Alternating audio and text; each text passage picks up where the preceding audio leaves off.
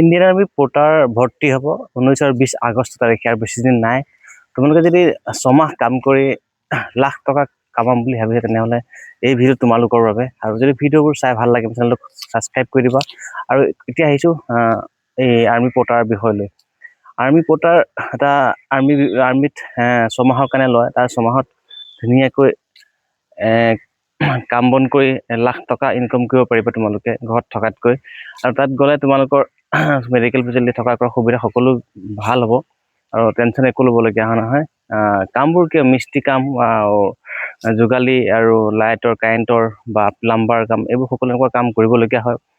বেছি টাইম কৰিবলগীয়া নহয়, 4-5 ঘণ্টাই কাম হয়। তোমালোকে যদি যাব বিচৰা তেনেহ'লে ছমাহৰ কাৰণে লাখ টকা কামাম বুলি ভাবিছা তেনেহ'লে যাব পাৰা ইণ্ডিয়ান আৰ্মি কোটাত। এই কোটাত ডকুমেণ্টছ কি লাগিব?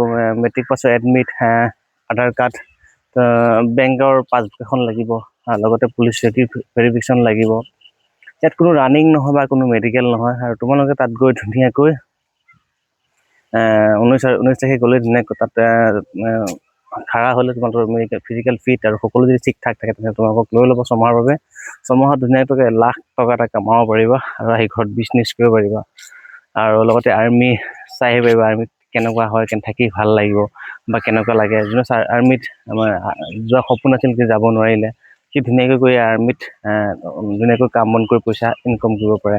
ইয়াৰতো বয়সটো বহুত দিছে, 18 পৰা 40 বছৰ বয়সলৈকে দিছে। আমাৰ গাঁৱৰ বহুত কেইজন ল'ৰাই আগতে কোটাত গৈ কাম বন কৰি আহিছে, আৰু এতিয়াও যাব চাগে, কাৰণ ইমান বেয়া নহয়, ভালে হয়। তাত গ'লে ধুনীয়াকৈ সকলো বস্তুখিনি পায়, মানে খোৱা বোৱা থকা কৰা সকলোবোৰ ফ্ৰী।